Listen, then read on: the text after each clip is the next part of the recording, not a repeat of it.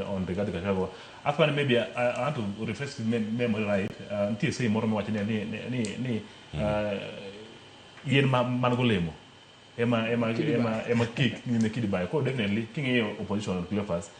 In a matter of regarding Pony watch or is talking. So you can feel the actually the anti opposition. Like in short, regard is a fear person. Let me tell you, Cleophas, 2027, Mount Kenya going forward.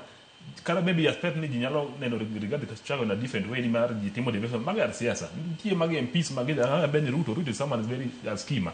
Nti jumoketo nini at strategic point.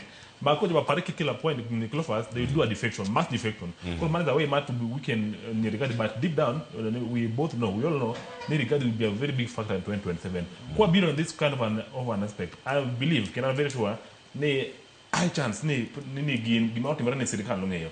Because they benyo gingeyo. They could live on that very single case. We had a lot of photos, Cleophas, man circulate.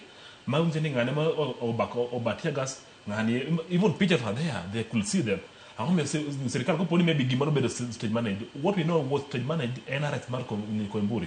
And even at least negdi mag come up in large numbers. Mag cash mag what negi not mag man mag serikali okay evidence there.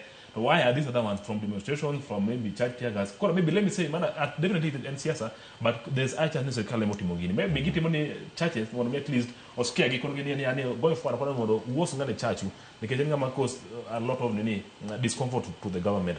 I'm katigo mara mgi Cleophas anada kono japiny ni gima duong Cleophas en yani wariwore kaka joluo to ngi gima ber kaka riwruok wach ni riwruok en kaka nyako moro maber misero ma jaber ma in kendo wuon emo nyalo access kata nyalo afford beti Cleophas ber mar riwruok kaka community nigi ber sana mang'eny sana to anyalo kaka pilo ganda kaka wadhi 2027 even though wanyalo ber ni wach mar siasa Cleophas to ngi gima ber ka idhi siasa ka ofuku nitie gimoro mantiere miweyo ka idhi siasa to ng'e ber ni community maru Cleophas ki compare jo Mount mar Kenya kod korwa ara kono jodalawa ni gima duong' en ya watiyo kendo actually we should be looking forward to embrace a culture where we are moving more so entirely from let me say anyone for politics a lot we being viewed as a community who are full of violent people we embrace politics we embrace creative ways we embrace economic ways we embrace like you let me tell you Cleophas you ntia good now maybe because of a bit of a trial they can really do business a lot in Nairobi we have a lot of ways when you're team woro gigie when you're metaji when you're pull you together when you're looking at a different way let us look at a school as just as a aid man push it towards where you want to go to otherwise